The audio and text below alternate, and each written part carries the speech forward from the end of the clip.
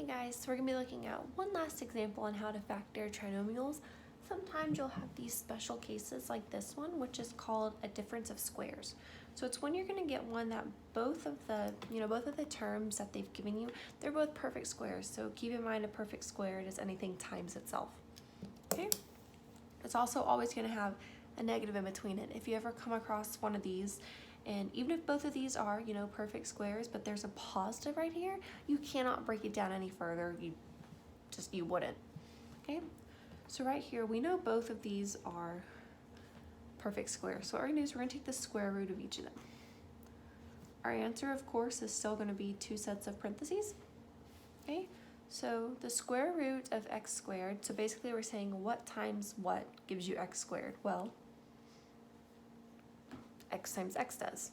Okay, in the parentheses, one's going to be positive, one's going to be a negative. It doesn't matter which order. I could have put the negative here and the positive here. It doesn't matter. Then we're going to look at the square root of 4. So what times itself equals 4? Well, 2. 2 times 2 equals 4.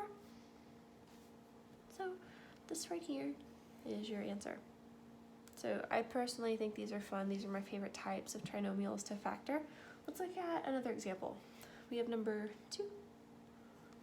We have 9x squared minus 25y to the 4th. Okay, so we can take the square root of 9, square root of x squared. There's a subtraction sign. That's good.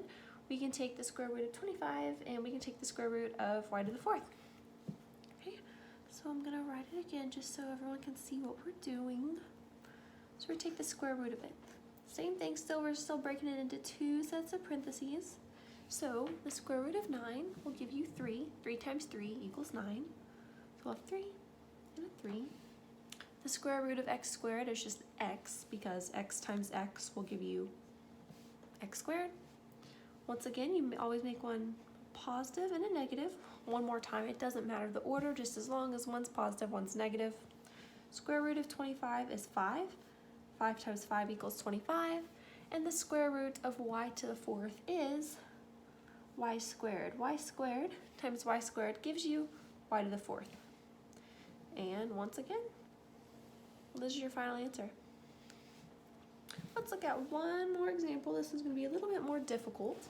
We have 2a squared b minus 32a to the 4th b.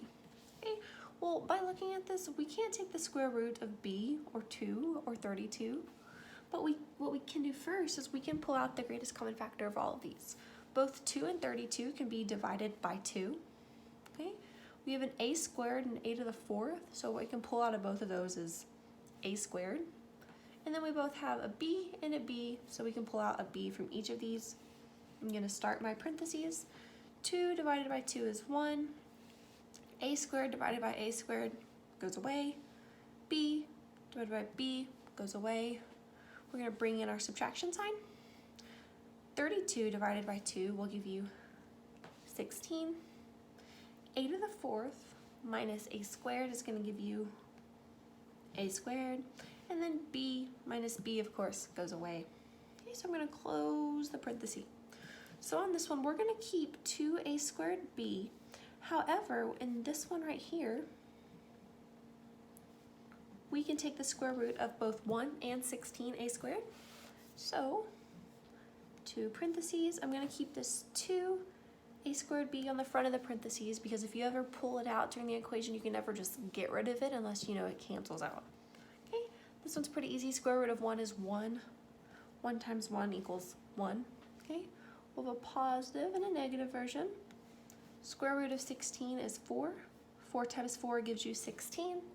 And the square root of a squared is just a. A times a will give you a squared. So one last time here is your answer. And of course, to double check your work, multiply these all together, see if it equals what you started with, and if it does, of course, you have your answer.